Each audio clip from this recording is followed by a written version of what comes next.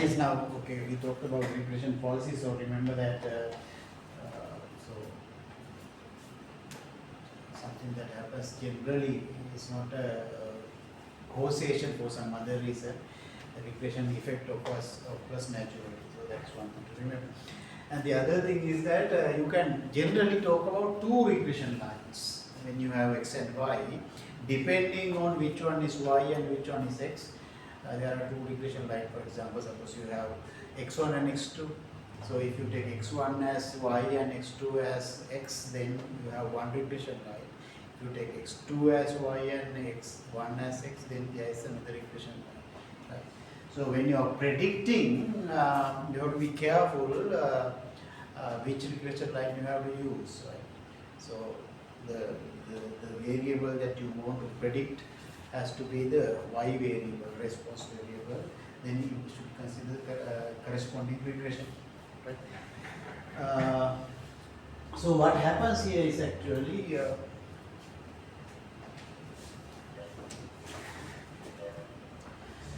these two regression lines, regression equations will be different, except in one situation when R is when the correlation is positive or negative 1. Of course, both lines are the same. Both regressions, regression of, we say regression of y versus x, and the other one is regression of x versus y. So suppose you have x and y. Suppose you have a football shape scatter. So when you are considering regression of y versus x, what you are doing here is you are considering these vertical lines for different x's, right? And then consider the average of y's for these x, average of y's for these x's, average of y's for these x's, and then find if the line goes through those averages. So that is the regression line for y versus x. If you want a regression of x versus y, you should be looking at not the vertical lines. In that case, you should be looking at the horizontal line. So now you should consider for different fixed values of y the average of x values. So for this y value, average of x may be somewhere here, right? For this y values, average may be somewhere here, like that. So now you are considering the point goes through those averages. So clearly, therefore, these are two different lines, right? One is considering the averages of y values for different x values. The other one is considering average of x values for different y values.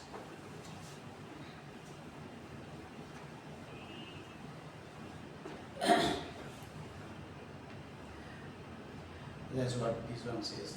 Each regression line, actually we have not discussed how this regression line is obtained, except to say that it is the line goes through the average points for different x values. You consider the average of y values, and then just to say that regression line is the line that goes through. But actually there is a method that usually we use to get the equation, right, of this regression line, what the real slope should be, what is the intercept of this line should be. That method is called the least squares method, and we will be talking about that later. And in a usual regression line, this is the one that we discuss first, the method to get the line. But here it is discussed at the end. So it's a little bit difficult to teach this course than the usual regression course. So anyway, when you are considering regression of y versus x, as I mentioned, what we do is we consider the y values for different x values. When you are mathematically deriving this equation, what we are doing is actually we are considering several possible lines. Not only what are the lines that go through these scatter, right? You have scatter everywhere. So there are a large number of possible lines that can go through these points, right? What we try to do in this method that we have, when we say we fit a regression line, what we do is we try to find out the so-called best line that goes through. Right? So what do you mean by best line? Right. Let us consider just one of these possible lines here. So let's consider one line. Suppose your observations are like this. So if you consider, for example, this observation, for that observation x value is here, y value is here. So this here have xy value, actual value. But if we use this line, for example, to predict y, my prediction of y value for this x will be here. That will be my prediction if I use that line. So therefore, this difference in this case is called the prediction error. Prediction error. Actual value is y. This is the predicted value. This is the prediction error. So there is a positive value here.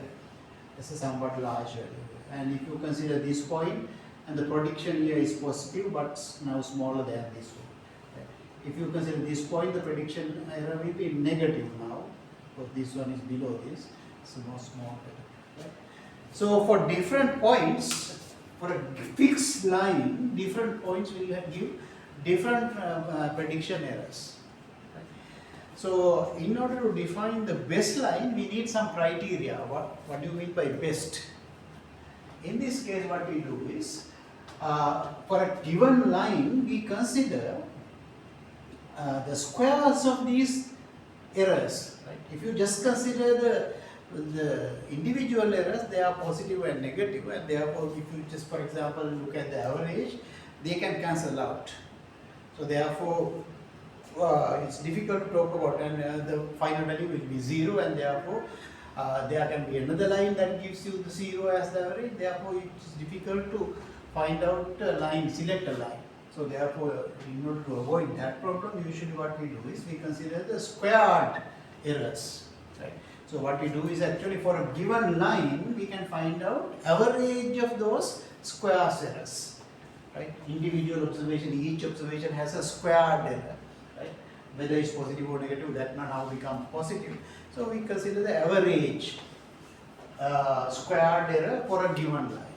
And then we can do the same thing for some other line. Right? Draw this line and we can again find out some average square distance errors. Right? So usually in this regression setting, what you mean by best line is the line that gives you the smallest average squared errors. Right? Because generally we want the prediction errors to be small now anyway. So we are having several values here, not one value. Therefore, it's meaningful to talk about the average error. Right? But if you just consider the average error can be 0, cancelling out. Therefore, we don't consider the average error as the criteria. What we consider is average squared errors. Right? So we can think of large number of possible lines. For each line, we can think of the squared average error, and then the line that gives you the smallest, the least squared error, average error is the one that we call the best line. Right? So we try to find out that line actually. That is what we mathematically do. We don't draw each line separately and calculate this thing separately. We generally consider one general line and get an expression mathematically. And then generally, for example, consider the line, say y is equal to say a plus bx. If the line is a plus bx, then we can get a mathematical expression for sum of yi minus yi hat. If you consider this line to predict, your yi hat values will be a times bx values, right? So then square them and divide by n. So you look at this quantity, and within this quantity, because this y hat will contain a and b, you will have a and b here. So this function is going to be a function of a and b. It's going to be a function of a and b. Right? So this is what we try to minimize. So we minimize this quantity, right? Actually yi have this value, so a plus bxi minus yi hat square. We try to find out this a and b values so that this quantity is minimized. So that really, how do you minimize something? Some function, when you have several variables If you want to minimize that function with those variables, you take the derivative and equal to 0 and solve. That's what we do. So mathematically, that's what we do. Right? That method is called the least squares method. Least squares method. Because we are trying to find out the least value, least line corresponding to the least squares of errors. So the difference between these two regression lines is, if you consider y versus x, right, you are trying to minimize the vertical errors because the line goes through this, and the y values will be here. So your errors will be vertical in this case. So you try to summarize the average squared vertical distances. So that's what you will get at the baseline. On the other hand, if you are considering x versus y, in this case, this will be your response. As I mentioned earlier, you will be looking at horizontal axis, right? So then you will be trying, your errors will be the horizontal distances. You will be trying to take the minimum of the sum of squared horizontal errors. So that is the difference. So obviously, therefore, you are going to get two different lines, depending on what you want to predict, right? So the question here asks a question generally. Okay, suppose you have two variables, say IQ score of husband and wife. Yes, IQ of husband and IQ of wife. You have two variables of observation. Suppose IQ scores are scales to have average 100 and SD of 15. Both have. So suppose these people, these are after scaling, like what you did discussed earlier in the exams. Maybe they are scaled between 0 and 100. So suppose you have IQ scores of men and women, husband and wife, but both have average 100 and standard deviation 50. Right? Suppose the correlation is 0.5. Correlation is 0.5. A large study of families found that men whose IQ was 140 had wives whose IQ average 120. Right?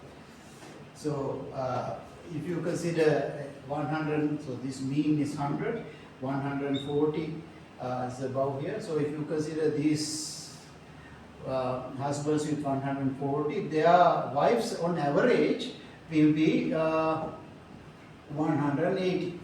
Sorry, 120. That's what they found out. Right.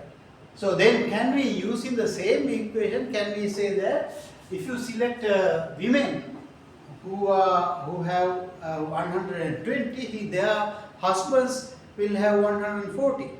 Can you say?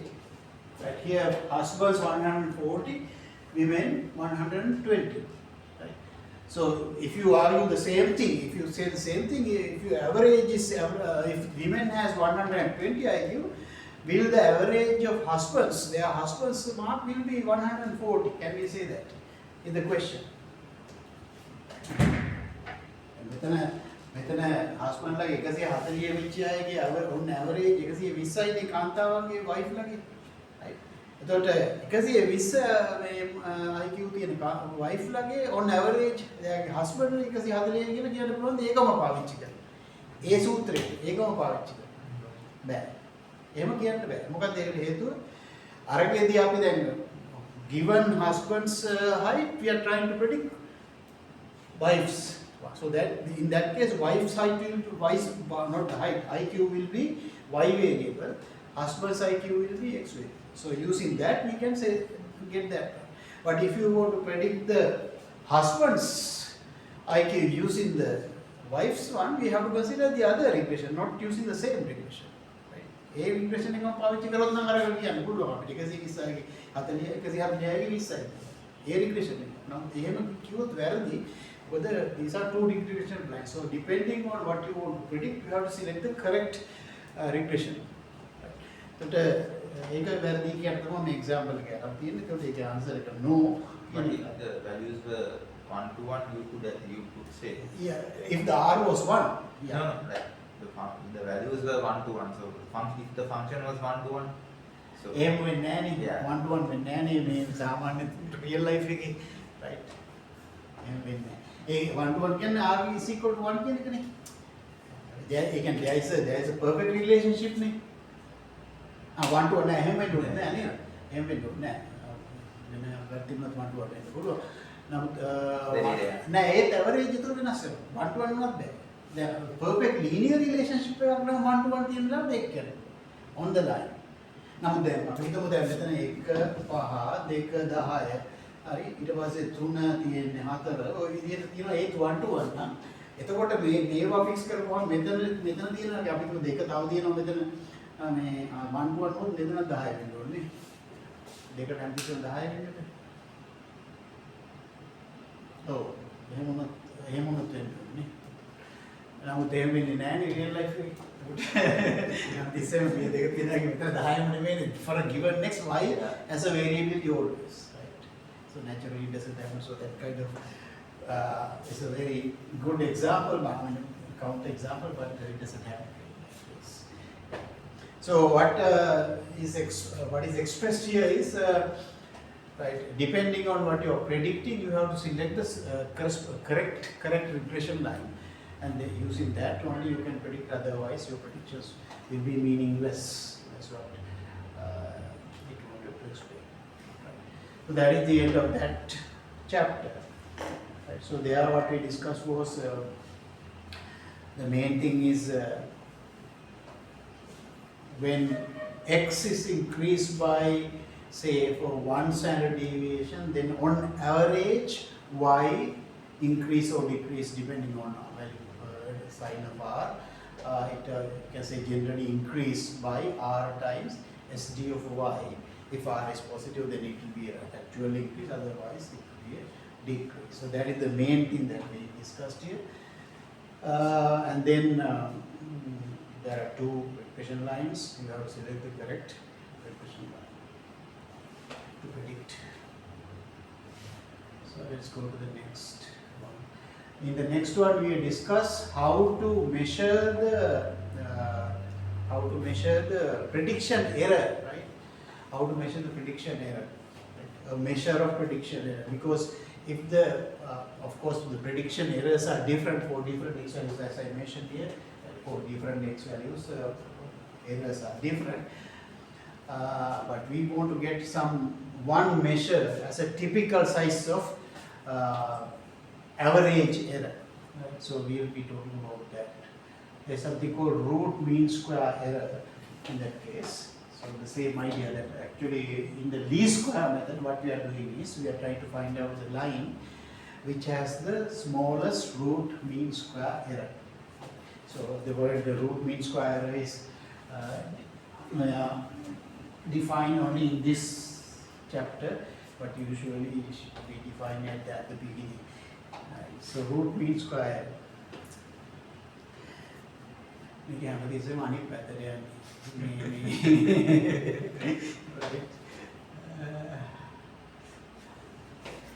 So now that was the practical, right? So for a given observation, suppose your actual observation is here, your regression is considering any line. Then if you are using that particular line to get the predicted values, your predicted value will be here. So that is the predicted value, and the observed y value. So this is therefore the error in the prediction. That's called the prediction error. So different observations will have different prediction errors.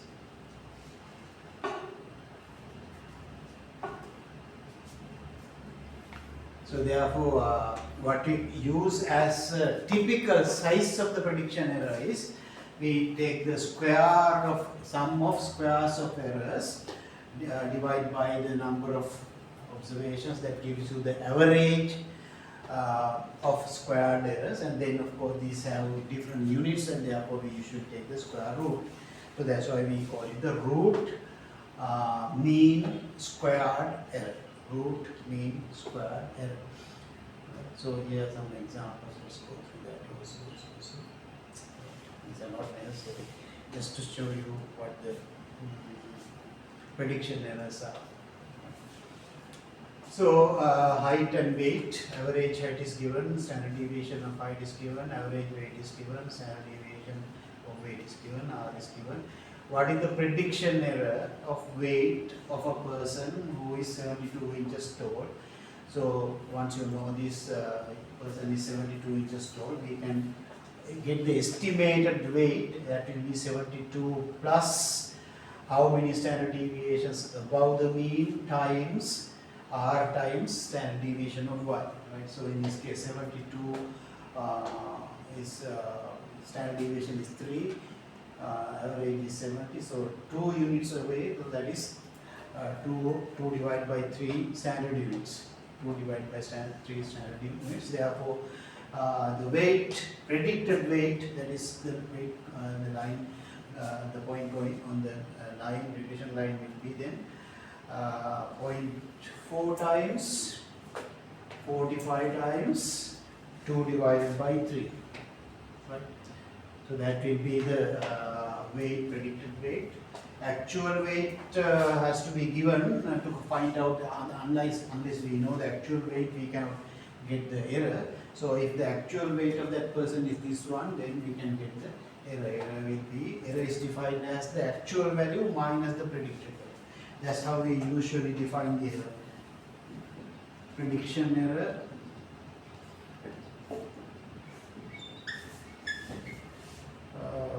y minus y hat, right? So y is the actual value,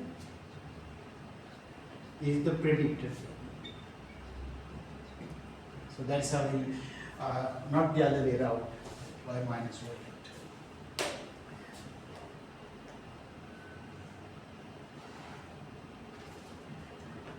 So similarly you can calculate the other one, so this is not difficult. Right. So it's given here. 180 is the average, and this R times standard deviation of, did I make a mistake here? The 3 inches. These 3 inches. So that's the second part. Hmm? That's the second. Wait a second.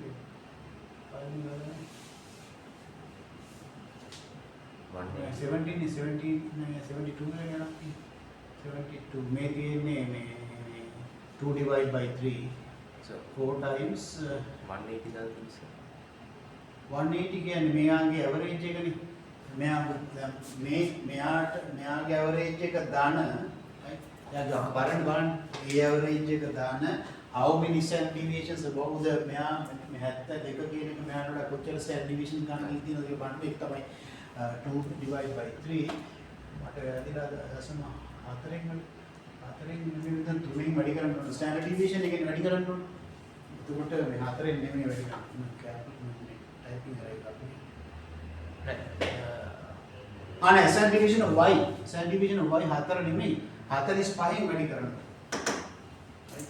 180 දාන R times standard deviation of y times how many standard deviations away? එකකට නම් මෙතන එක එන්නේ, ඊට පස්සේ මෙතන තියෙන්නේ දෙක විදීම තුන. මෙන්න මේක 4 නෙමෙයි 45 වෙනවා. මේ that multiply by 45 not by 4. So this is typing it. Make it 45. එතන 45 වුණාම තමයි මෙතන 192 වෙන්නේ. So that's actual weight එක 456 ටන්. ඉතින් එයා predicted value වගේ තුනේ විතර වැඩි මේ. Now then that is the error then, right? Actual error minus actual value minus the predicted value is the prediction error. Make it as a error එකක් තියෙනවා. මෙතන cut and paste එකේ 45 වෙනවා නේ. ඒක සුවේ නමුත් මෙතනදී මේක මෙච්චර standard deviations above. අපි බලන්නේ 85.5 වලදී average 70. එතකොට ඒක how many standard deviations we want to measure them. Then answer at code. So that will be a negative prediction error because the predicted value is larger than the actual value. So like that we can calculate the prediction error for each observation. Once you remember, we are calculating these things only for the sample that we have, and therefore we know the actual y values.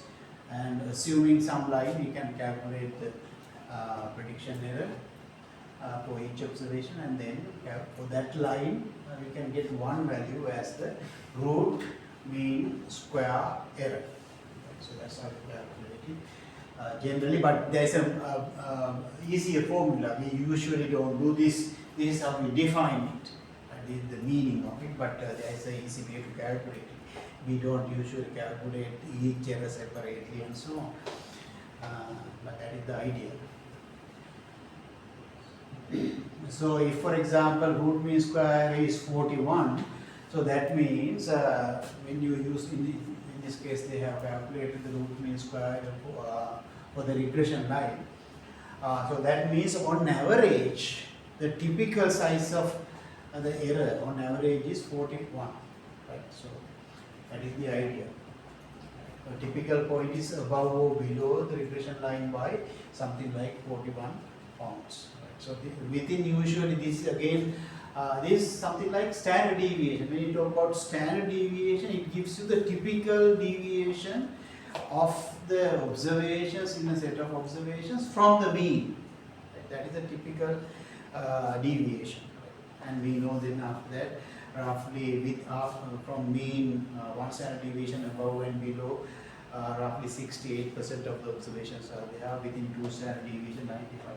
The same idea can be applied for regression. In this case, root mean square gives you the idea of deviation from the regression line. Your predicted values will be above or below typically by that much, 41.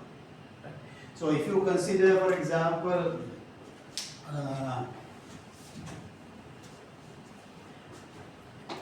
a situation where you have say x and y, suppose you have this, and then suppose regression line is like that, and then if you calculate, if you draw, so let's consider this one, 41 up and down like this, and if you draw two vertical lines, roughly 95% of the observations will be within that stripe. So the same idea roughly. If you go two standard deviation, two root mean squares, right? Instead of standard deviation, now we are considering root mean squares. So roughly the same idea. In the standard deviation, we are looking at the deviations from the mean. In the regression, we are considering the deviations from the regression line.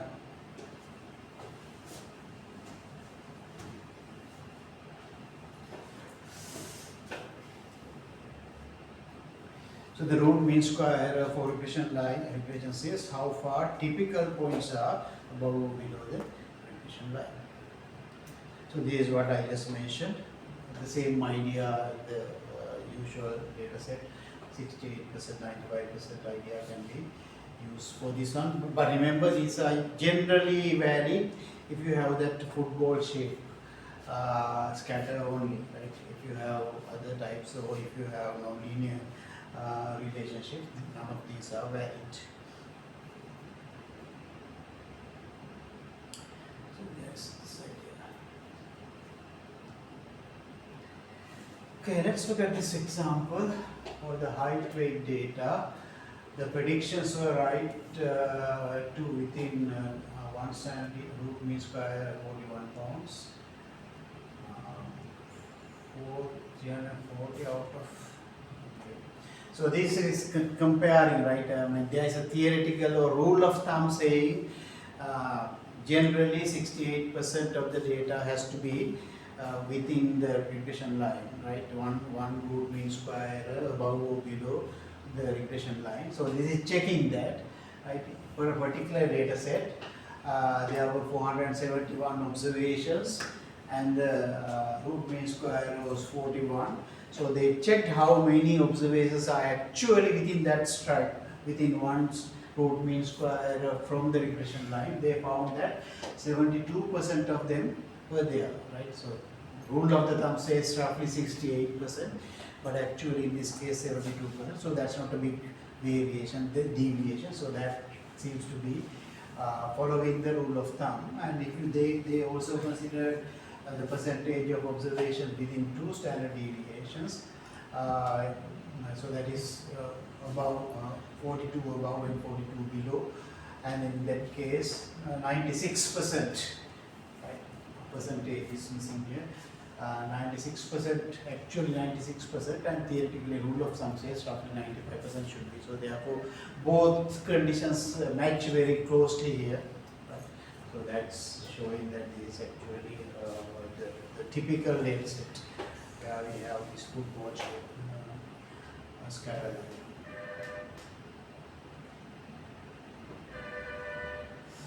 Right. Now we are coming to get some idea about actually, even though the book doesn't discuss this directly, usually when we fit a regression line, usually using that idea called the least square method, we are interested in finding out how good this fit is. How good this fit is. In order to discuss about how good, we compare the root mean square error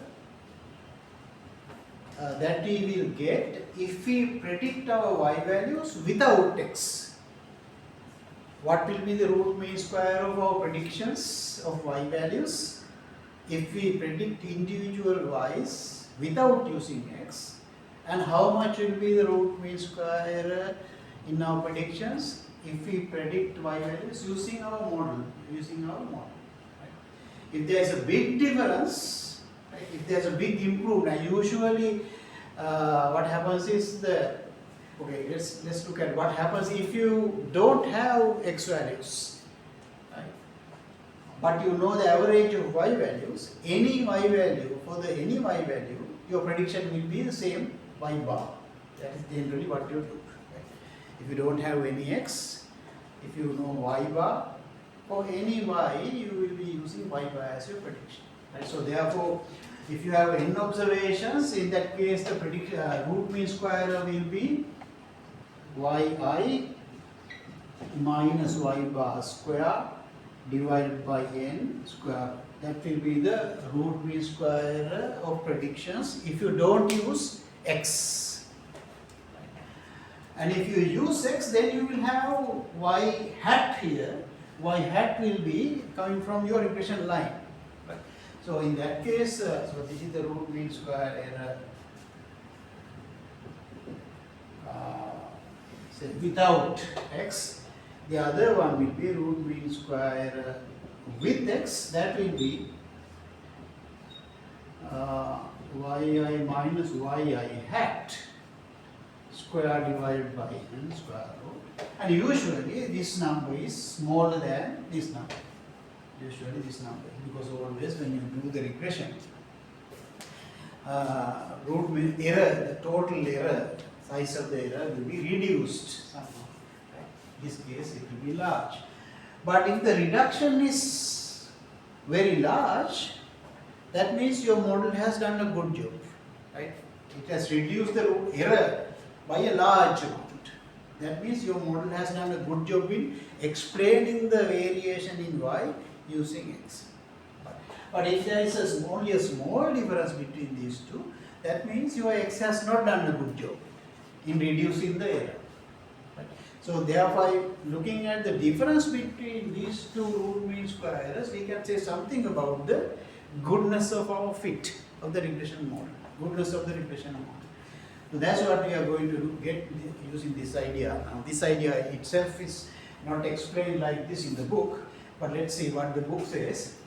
They are comparing the root mean square of something called the baseline. Baseline means this one, right? So that is again a particular model without x. Right? All y values will be predicted by y bar. So that's called the baseline model. Right? So if you use the baseline model O y bar, that means without x, you can find out the root mean square The baseline method just ignores the x values and uses the average y to predict y values. With this method, the predictions fall along the horizontal line. Always the prediction will be horizontal line. So there will be, therefore, if you consider the errors will be like this. Now this will be the prediction if you don't use. Of course, you have these black dots are the observations. So the errors will be these blue lines. So here some of them are negative errors, some of them are positive errors like that. So what you will do is you take the square of these values and add them up and divide by n and take the square root. That will give you the baseline. If you are using x values, then you are using the regression line. In that case, you are squaring these distances, and that will be usually smaller than root mean square will be smaller than this. Okay. So the SD of y says how far typical points are below or above the horizontal line through the average of y. In other words, SD of y. So actually, what is this? This quantity is what? They are the same as standard deviation of y. So that's what it says. So in the baseline, root mean square is equal to the standard deviation of y values. Right. So that's what this one says. And then you will have a different value for when you are using the regression line. Right. So again, the idea is shown here. So the typical value when you are using this one will be roughly something like this, and this value will be somewhat larger generally if you are using the horizontal line. Right. So if you compare the root mean square errors like this, you can actually talk about the goodness of fit also. So, but that is another idea that we will be talking maybe some later, which is not in the book yet. Right. So, as I mentioned, we define the root mean square as the sum of squares of individual errors divided by n and square root. That is the definition. But we don't practically calculate it like that. People have shown that we can get the root mean square error using this formula here. So, in order to get this one, we need only the correlation coefficient and the standard deviation of y. So this is the root mean square error of your predictions if you are predicting y using x. Right. So remember that. If you are predicting y, you have to multiply 1 minus r square root by standard deviation of y. If your prediction on the other hand, if you are predicting x values, then the root mean square error will be equal to SD, you have to multiply by SD of x here. So you have to be careful to see which variable you are predicting to choose the correct value there. Right.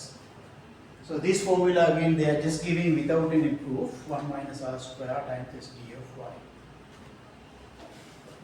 So you can see that if r is close to 1, this number is small, so that means root mean square is small. If r is large, that means there is no correlation. If r is small means there is a weak correlation, right? So in that case, root mean square error will be small. What happens? Am I consistent here? If r is small, this will be large. If r is small, that means if the relationship is weak, this number will be large. So therefore, root mean square will be large. If r is close to 1, that means there is a strong relationship. In that case, this number will be small and therefore the root mean square is small. That's all. Maybe I said something wrong. And I realized that I was meaningless in that case. Right.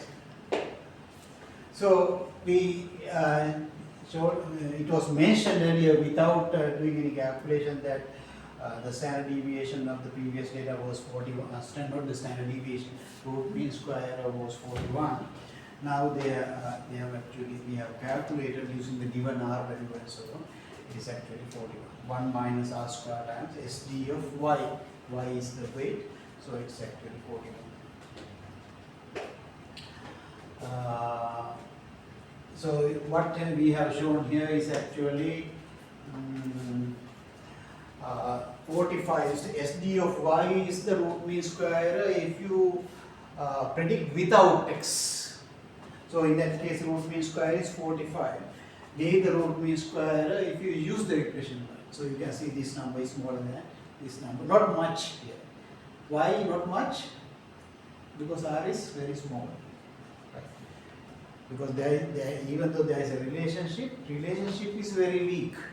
So when the relationship is very weak, regression doesn't do much to explain why. Right? It cannot explain why very much because R is small. Weak relationship. So it cannot catch much of the variability in y using x to large extent.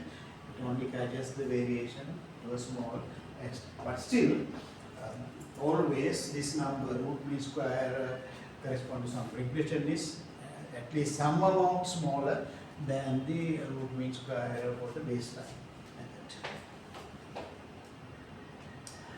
Right, so special cases are shown here when R is equal to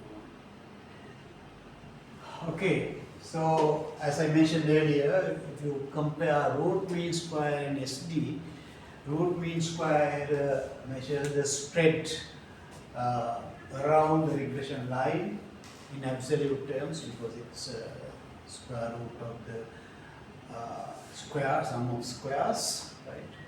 On the other hand, correlation coefficient is the measure of the dispersion or the variability around the mean of a set of data. So both have roughly the same idea, but these for a set of data, these for the regression line.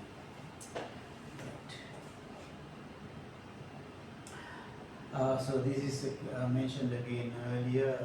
If you extrapolate beyond the data, in that case your estimates may not be reliable, and therefore you should not use root mean square in that case as a typical error of that kind of estimates. Right? Root mean square error will give you the typical size of the prediction error if you are predicting y value for a given x within the x range. Right? If you are predicting y value out of this thing, first thing is you should not do that.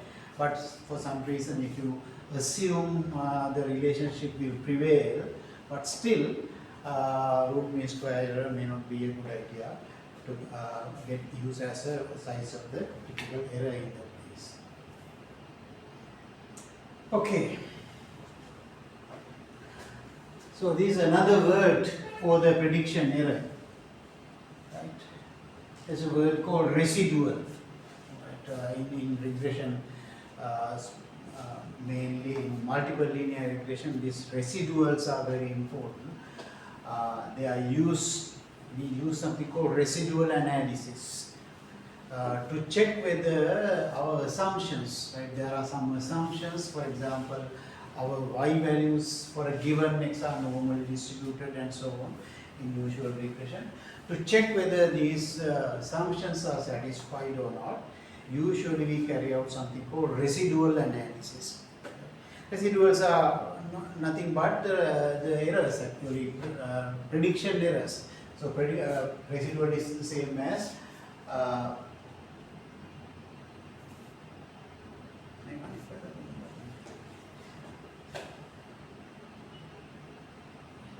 y minus y hat. Residual is equal to the other way around. Actual y minus the predicted value. That is what you call prediction error. That is the same as residual. So that is an error. You correct that, right? If, for example, if the observed value is above the line, predicted value is here. So here the residual is positive. If the predicted observation is here, in that case the residual is negative. So they have this, the residual should be actual y minus the predicted y.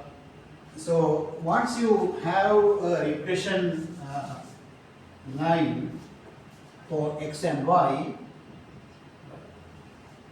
you have regression line. Usually the regression line divides the football into roughly equal two parts. So for each observation you have a residual, right? So here for this one they hit the residual, for this observation they hit the residual. So for each x, usually in regression analysis, when you collect data, very rarely for a given x you will have you get measure something with the same x, right? මොකක් මොන හරි දෙයක් මයින්කොට අපිට බොහෝ වෙලාවට x අගිනුත් බොහෝ දුරට වෙනස් වෙනවා. එකම x අගේ ලැබෙන අවස්ථා බොහොම අඩුයි. right? එතකොට ඒ නිසා එකම x එකට y ලැබෙන chances බොහොම අඩුයි සාමාන්‍ය data set එකකින් general data set, but it can happen. Right? For anyway, for even if you have several y's for the same x, so the same x, for this y there is a residual, for this y another residual with the same x. Right? So what you can do is you can plot these residuals versus x. Right? So if you have only one y value against some x, you will have some residual value. It can be positive or negative. Usually, in this case, these residuals are going to be positive or negative. Right? For example, suppose for the x1, there is some residual, right? So that residual will be, for example, this height. If you have another y value for the same x, maybe that is a negative residual, you can plot it here. Right? So that is the second residual for the same x. Like that, if you plot the residuals versus corresponding x's, we get a graph. That graph is called the residual plot. Residual plot. So usually we use this residual plot to check the assumptions, to check the validity of the assumptions in our regression. Right? So there are some assumptions that we have to make, especially when you want to make inferences using the regression. Right? Making inferences means you can first of all predict y value given x, so that is a prediction. Right? And you can talk about the error of your prediction, so that is an inference. And you can also calculate, for example, 95% confidence interval for your prediction. Right? You can say I can predict y to be within these two values and I'm 95% sure about that. So that is a inference. So in order to make that kind of inferences, usually you have to assume some probability distributions for y values in the data set. For example, generally we assume that for a given x, right, for a given x there can be several y values. We assume they are normally distributed. For another x, again there can be several y values. They are again normally distributed, and so there is an assumption like that.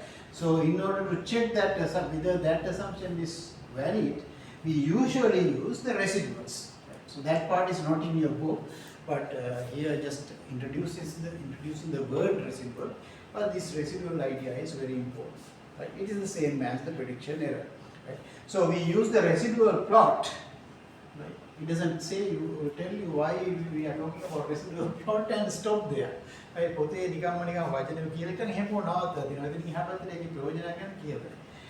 නමුත් ඒකේ ප්‍රයෝජනය එක තමයි විශේෂයෙන්ම multiple linear regression වලදී that is these are very useful to check the assumptions. Take the validity of our assumptions. So therefore, this is an important residual plot. Okay, so for each x like this, you have a plot. Usually, it is around 0, above and below 0. Right? What we expect, right? Generally, what we look at is this. If your model is a suitable model, one thing we expect is that in the residual plot, when you plot the residual, it should be scattered around 0 within some horizontal band without any pattern. That's what we expect. Without any pattern, the residual should be scattered around the horizontal line. That is one thing. If there is a pattern, right, for example, when we plot the residual, suppose you have something like this. Right? For some early values, residuals are always negative, and then maybe somewhere positive, and then somewhere after that somewhere negative. So that means there is some kind of pattern in the residual.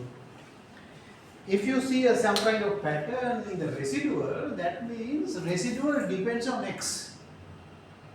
Right? So that means this line is not enough to explain. Actually, this line model is not suitable. We should improve this model using some other terms. For example, you have to add x square term and fit a curve instead of a straight line. So by looking at the residual plot, we can easily identify whether the linear model is suitable or not, because sometimes by looking at the scatter diagram itself, it may not be that clear. For example, I have a graph here.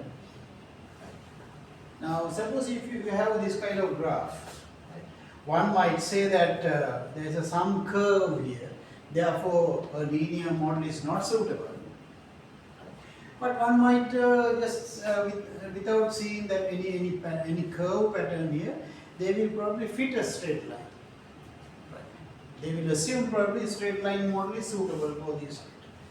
But if you use your regression line and get the residuals using that regression line, the residuals will be clearly like this. In the original scatter plot, that pattern was not that clear, but in the residual plot, there is a very good pattern, more clear pattern. So, if there is any pattern, nonlinear pattern in the scatter plot, it's more evident in the scatter plot. Sorry, in the residual plot. So, that is one advantage.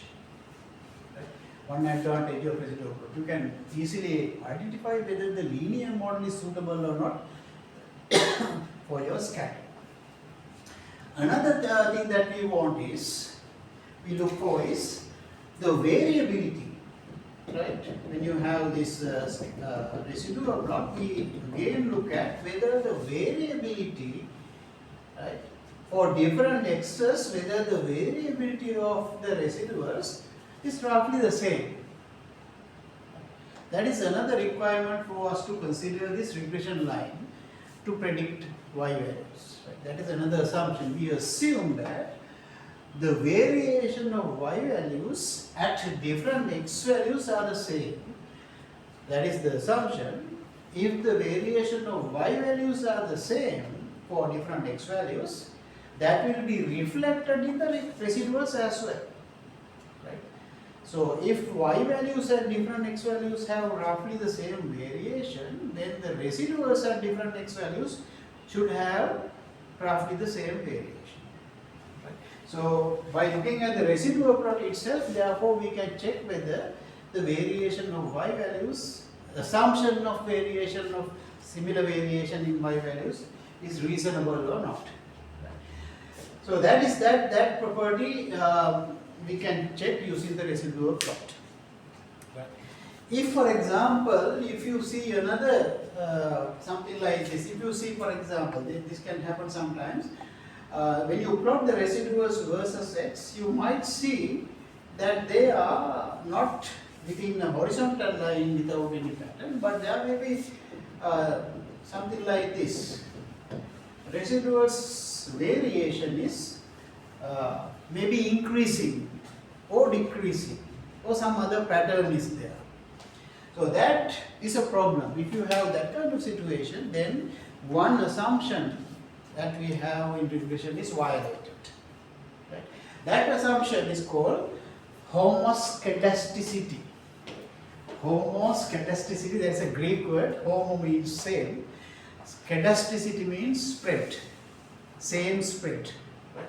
So if the homoscedasticity assumption, that is the same variability assumption for y values at different x values is reasonable, then we should see this kind of pattern, same variability roughly in the residual plot also. So therefore that assumption about the homoscedasticity can be checked by using the residual plot.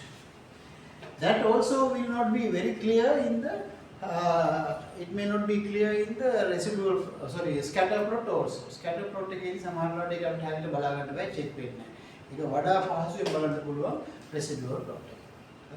So those two things can be easily checked using the residual. That is the linearity, right? Whether the relationship is a straight line or not can be checked, or whether there is some other kind of non-linearity exists can be checked using the residual plot. And the homoscedasticity assumption can be checked. Right? The opposite of homoscedasticity is heteroscedasticity. Heteroscedasticity. Hetero means different. Right? So that means if you look at for example, in a scatter diagram, if you look at x versus y, sorry, y versus x, maybe you may have some observations here, and then maybe like this. Right, so variation here is small, variation for y values of this here is much larger, and maybe it is even larger here. Right? So that is called heteroscedasticity. Different variability in y for different mixes. Right? But in general, remember we fit regression models for this kind of ones. Again, මෙතන පොඩි ප්‍රශ්නයක් එනවා. එහෙමනම් මෙතන මේකේදී variation එක අඩුයි, මෙතනදී variation එක වැඩි කියලා. නමුත් එහෙම ඒක මෙතන variation එක නෙමෙයි, මේ තියෙන range එකයි variation එකයි දෙකක්. Right? So if you have, we can mathematically show that if you have a football shaped scatter diagram, then the homoscedasticity assumption is satisfied generally. Homoscedasticity assumption is satisfied. But if it is not like this, then it is not clear from the scatter diagram whether homoscedasticity assumption is reasonable or not. So in that case, residual plot is more useful in checking whether the homoscedasticity assumption is reasonable or not. Okay.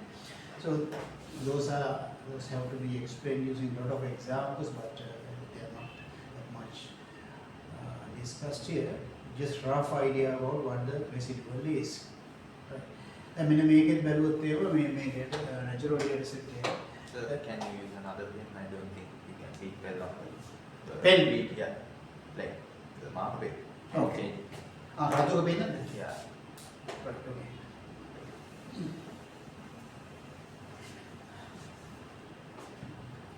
Now, if you look at this picture, right, just forget about the line for the moment.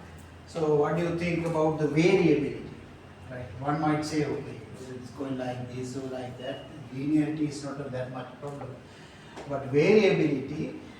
Sometimes there is a confusion because usually the number of observations at the two ends is usually smaller number because the distribution of the variable is usually like that.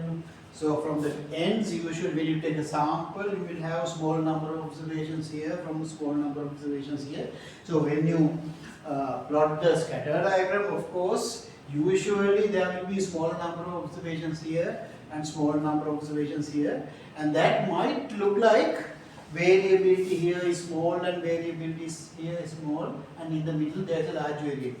That's not what we are looking at. Actually, we are looking at within the available data whether the variability is roughly the same, right? So it's difficult to guess whether the homoscedasticity assumption is reasonable or not using this graph, right? But for the same graph with the residual plot, you can see that there is roughly a funnel shape, right? The variability is roughly increasing here than this one. So therefore, not a big problem, but maybe somewhat heteroscedasticity is existing in this data set. Right? So when you are therefore fitting the regression line, you have to be careful. Nevertheless, they have fitted the regression line and used it to predict also, but homoscedasticity assumption is a problem here. Usually when you have that kind of situations and if you still want to predict, one thing we can do is we can, for example, instead of directly weight, we can consider some transformation of weight. Right? So for example, if you consider the log of these things, you know the log makes it smaller. Right? So these large numbers become small and therefore the variability will be stabilized. So instead of fitting a linear model for weight versus height, you might be able to fit a log weight versus height, and in that case the homoscedasticity assumption may be reasonable than this one. So then once you have log weight, then from that one you can get weight. So there are things like that in the regression.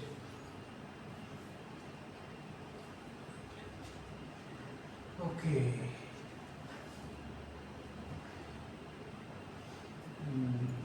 Just look at this. Looking at vertical stripes. Right. So here actually I have already discussed and explained this idea. Right? So they are talking about the homoscedasticity here. The word is introduced under this section. So as I mentioned, homoscedasticity means if the variability of the data, remember we are talking about the variability around the average of within stripe, not really the range, right? Range and variability are not exactly the same. When we talk about the variability, we talk about the spread around the mean. But when we talk about the range, actually we are looking at the maximum and minimum only. Right? So the idea that we use in order to explain the homoscedasticity is the variability.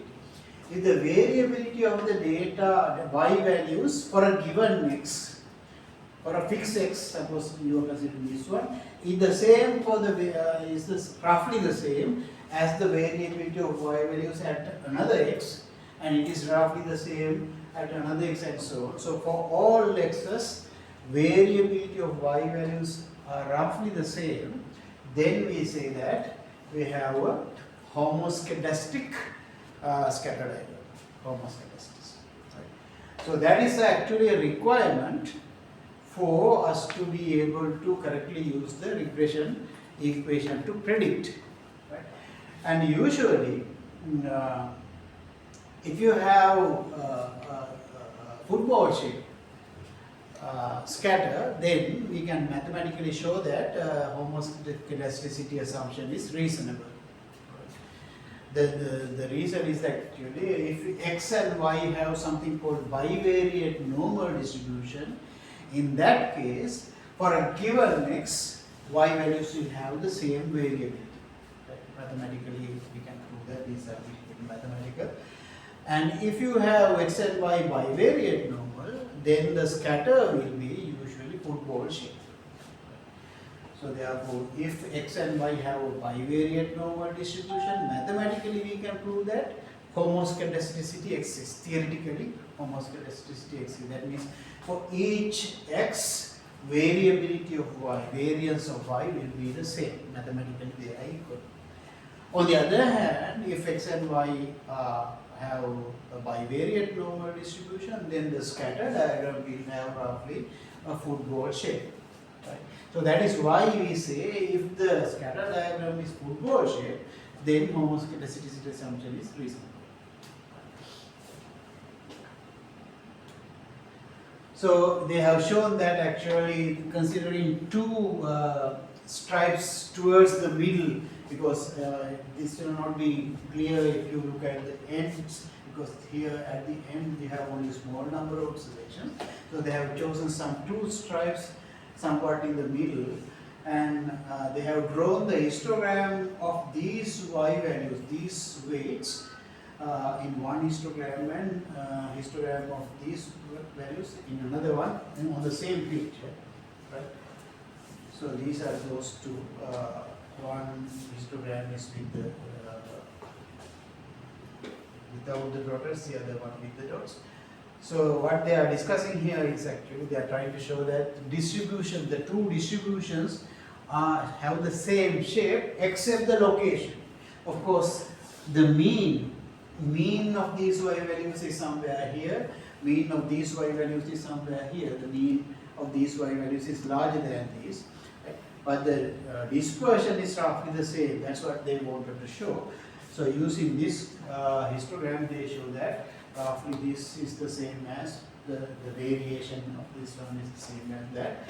So the distributions are roughly the same, only the mean is different. So that is an indication that the homoscedasticity assumption is reasonable. අපි සාමාන්‍යයෙන් මෙහෙම අඳලා බලන්නේ නැහැ. Practically අපි බලන්නේ is we check the residual plot. But here they are just explaining using two particular stripes and drawing the histograms to show that if if you have this kind of situation, that's what we mean by homoscedasticity, equal variability. Right. So these are all explained already. The opposite word is heteroscedastic. So as I explained, I draw here, this is a situation where by looking at the scatter plot itself, it's very clear that the data are heteroscedastic. Right? But you have to be careful when you are interpreting it because the number of observations here is small too. Right? Here you have a large number of observations, right? So one might say they are heteroscedastic because these are in a small range and these are in a large range. But not only that, by looking at the histogram, the scatter plot also, we can easily see that there is funnel shape, and that indicates more about the heteroscedasticity of the data set. But nevertheless, they have used the regression to predict the income using the education level here. But I don't think that's a very good model. Of course, you can fit any model. If you just ask the computer to do it, it will do it for you. Whether it's a reasonable one or not, you have to decide, right, based on the pictures. Right.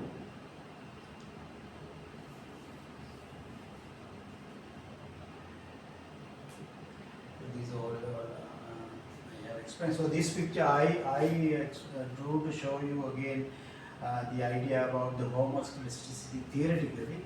So here kind of three-dimensional assumption, a three-dimensional picture. Suppose this is x and this is y. Alright. So for a given x, you will have several dots here.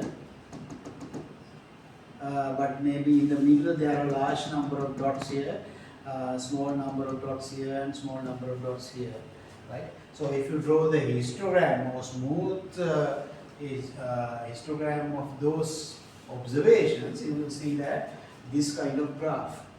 So that can be considered as the distribution of y when x is equal to x1. And you can look at again the distribution of y like that for different x. Say for example, x is equal to x2 and so on. So in the usual regression, we assume that for each x, the distribution of y is normally distributed with the same variation. So that's what the homoscedasticity assumption is. Right? Only the mean is different. Mean will be explained by the regression line. So what we are trying to find out is the line that goes through the mean. So we are assuming that they will not be exactly like this. This is just a model. Right? So our assumption is that for a given x, y values are normally distributed. For another x, again y values are normally distributed. For another x, another y values are normally distributed. Right? We assume that this is the situation in the population. Of course, in the sample, we will have maybe one or two from this distribution, one or two observations from this distribution, and one or two from this distribution. Therefore, by looking at the sample values itself, we cannot check whether they are normally distributed individually.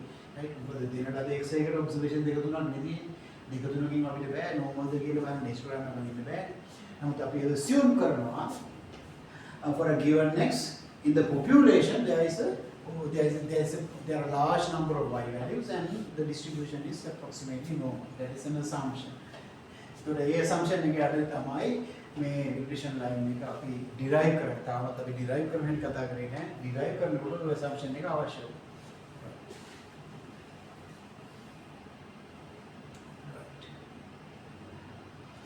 So with that assumption, assuming that within a given x, y values are normally distributed with the predicted y value as the mean and root mean square as the typical size of the error. we can answer a lot of questions, right? So let's look at one or two examples like that.